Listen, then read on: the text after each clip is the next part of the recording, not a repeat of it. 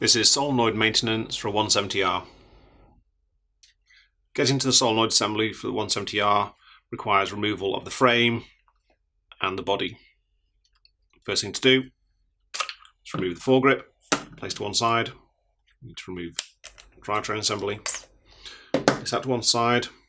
We're also going to remove the grips. Take out the 4 screws, hold the grips on.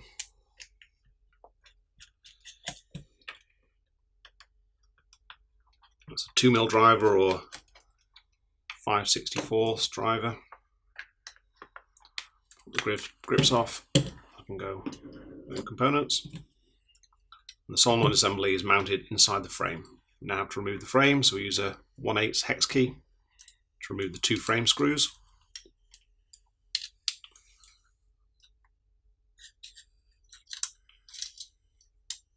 Rear frame screw.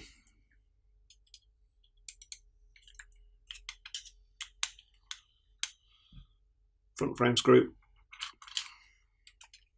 We need to unhook the frame from the front of the body. Just carefully leave it down the back of the body, the back of the frame away from the body, and slide out from the front. See the tab at the front that gets located inside, opening in the front of the body. Body can now get placed to one side. This just leaves frame assembly.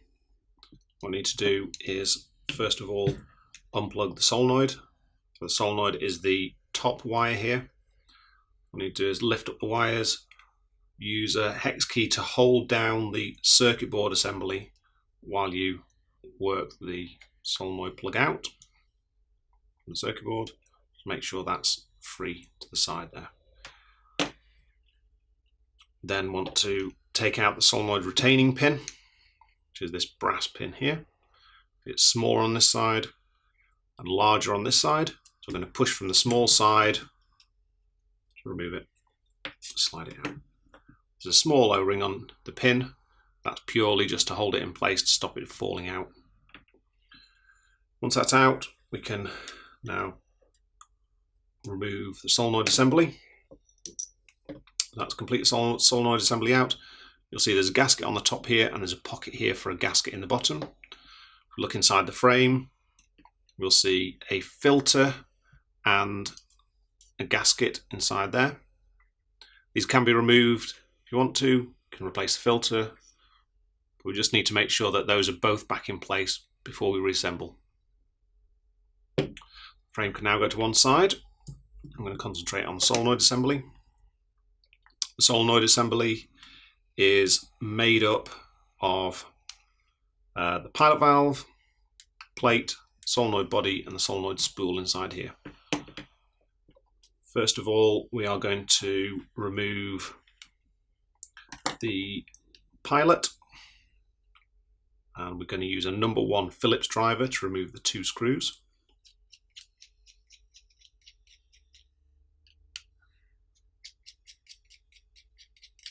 Undo those 2 screws in the pilot, and the pilot will come away. There's nothing to service on the pilot itself. It's very rare we have any failures with the pilots. We have now a Phillips 0. I'm going to remove the 2 screws from the plate. These are very small screws. Be careful with them. We also have, on the other side of this plate, we have a gasket. The gasket normally stays attached to the plate, but just be careful when you take it apart it doesn't stick onto the solenoid body itself. So just make sure that gasket is in place there. It does actually look, it's black on black, so it does look like it's part of the plate, but it's not. Place that to one side. Now we're just going to look at the spool. Ideally, servicing the solenoid assembly of 170R is not something that needs to be done on a regular basis. You would only really ever do this if you encountered a problem or a leak from the solenoid assembly. These are designed to run anything up to 500,000 cycles plus without any maintenance, greasing, or regular attention. So literally, there should be, in the lifetime of most markers, there should be no need to ever do this. We'll just take out the spool. There's nothing else inside the solenoid body now. That's just a machined piece of metal, and then we have a spool with 3 seals on.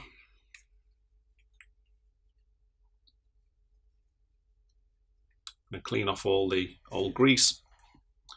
Then we have 2 small seals. These are custom seals. We call these number 6 seals. And then a larger seal at this end, which is a 6x1 MBR 70. These small ones really should never need to be taken off. Neither should this really, but this one, the smaller ones are very difficult to take off.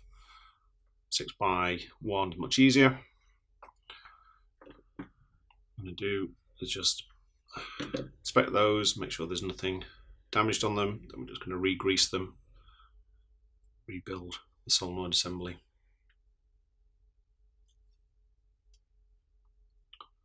Grease, again, just a light amount of grease on those 3 seals. I'm going to drop that back in the back.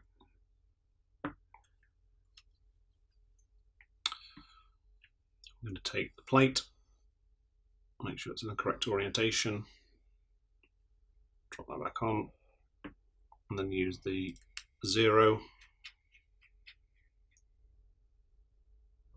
Don't tighten one side up tight without doing the other. Those literally just need to be fingertip tight. Definitely not applying any force to those at all. Solenoid, or the pilot rather, does a job of holding all of these in place. Sandwiches plate between the pilot and the body. Take number 1, Phillips driver, put those in. Again, don't apply excessive force to one side without getting the other side started. And then even now with these, we're not doing any kind of excessive force, tightening them fingertip tight. I want to insert the gasket back into the top solenoid assembly. I'm just going to double check the gasket and the filter in the bottom of there, and I'm going to feed the wires through, make sure they come out to the side. I'm going to drop the whole solenoid assembly down and push it down until you feel it seating on the gasket at the bottom of the frame. Then we can put the pin back in to hold everything into place. At this point we can now plug the solenoid and the pilot back in the circuit board. Just tuck those wires out of the way. We'll start rebuilding. Hook the frame in at the front. Make sure that the gasket is in place. We attach the body. Put the rear screw back in.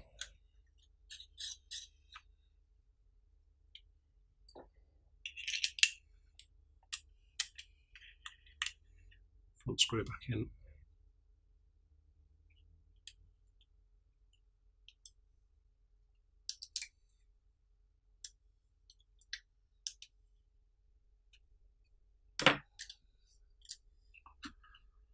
Slide the foregrip back on.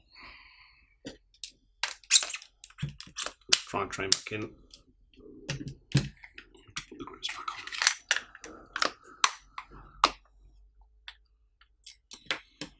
Just leaves the four grip screws to put back in.